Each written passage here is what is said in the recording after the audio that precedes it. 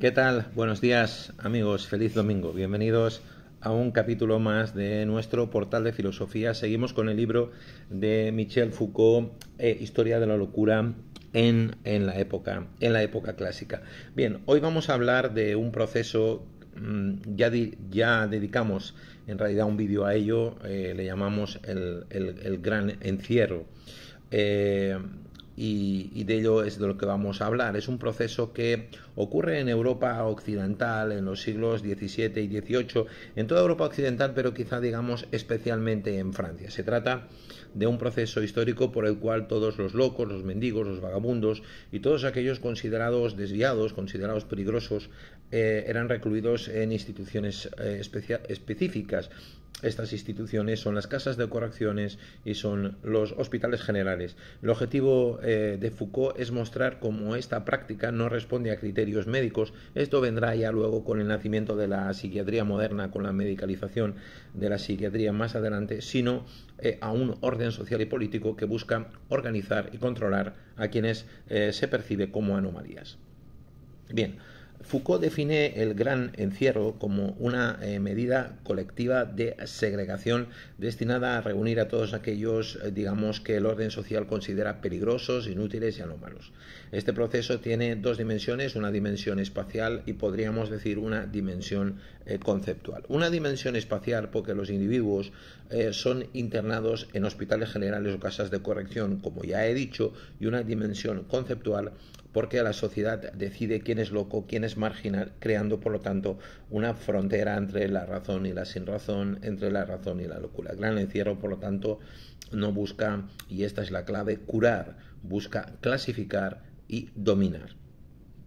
Bien, ¿cuál era el procedimiento seguido para el internamiento de estos individuos? Foucault describe cómo funcionaban estas instituciones. Por un lado, los individuos eran recibidos y registrados, se apuntaba detalladamente tanto su origen como su comportamiento como los síntomas. Se establecían reglas de vigilancia estrictas, horarios, jerarquías internas, separación de los internos según su comportamiento. No existía tampoco un tratamiento médico uniforme, porque este no era el objetivo. El objetivo era el control y la segregación social, más que la cura. En palabras del propio autor, en palabras de Michel Foucault, el gran encierro no corrige, ni cura, organiza, no trata, domina.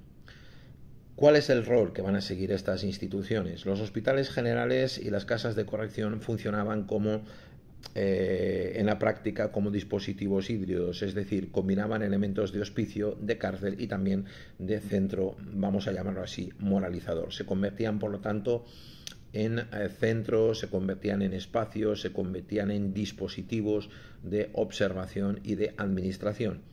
En ellos se vigilaba constantemente a los internos y se aplicaban también sanciones a aquellos que osaban desobedecer las normas, que desobedecían. La estructura institucional permitía clasificar a los internos según su capacidad de hablar o de comportarse y establecer un orden también dentro del propio encierro, una jerarquía dentro del propio encierro. Así, la locura dejaba de ser una experiencia social y simbólica y pasaba a convertirse en un fenómeno institucionalizado.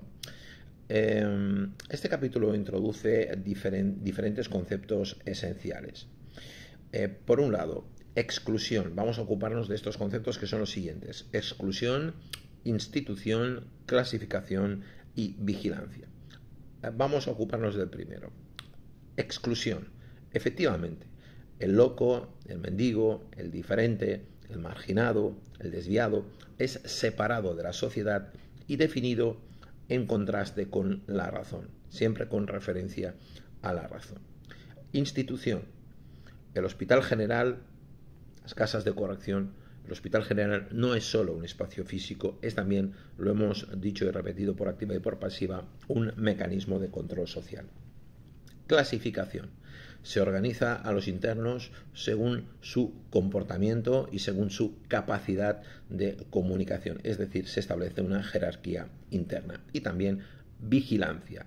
La observación constante refuerza, retroalimenta el poder de las instituciones que vigilan a estos locos, a estos mendigos, es decir, refuerza su capacidad de control social.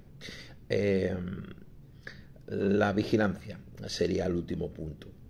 Esta observación constante, como hemos dicho, refuerza este poder, enfatiza Foucault las prácticas, o mejor dicho, enfatiza que estas prácticas generan un efecto de silenciación y de subordinación, mostrando cómo la sociedad construye la normalidad y margina todo aquello que se considera anómalo. Creo que estas ideas que hemos ido repitiendo desde el primer vídeo prácticamente están lo suficientemente claras, y como ya vimos en el vídeo anterior, en el capítulo 1 del libro Historia de la locura en la época clásica, la diferencia clara entre el papel del loco, la voz del loco en la Edad Media, y luego el corte que se produce con el gran desplazamiento, con el gran encierro en los siglos XVII y XVIII, que va a dar paso posteriormente a la medicalización de la psiquiatría, al nacimiento, en suma, de la psiquiatría moderna. Bien, en resumen, por lo tanto, el gran encierro constituye el momento fundacional de la institución moderna del loco. Foucault nos muestra cómo la institución, cómo la sociedad concentra, clasifica y vigila a los considerados desviados, transformando la locura en un fenómeno institucional y, por supuesto, regulado. En el próximo capítulo analizaremos más con detalle la reclusión de los locos y de los disminuidos, mostrando cómo se aplican estas prácticas y cómo se consolida la separación según las capacidades y según los comportamientos de los internos. Hasta aquí, amigos, el vídeo de hoy. Avanzamos un paso más en el análisis del libro de Foucault, Historia de la locura en la época clásica.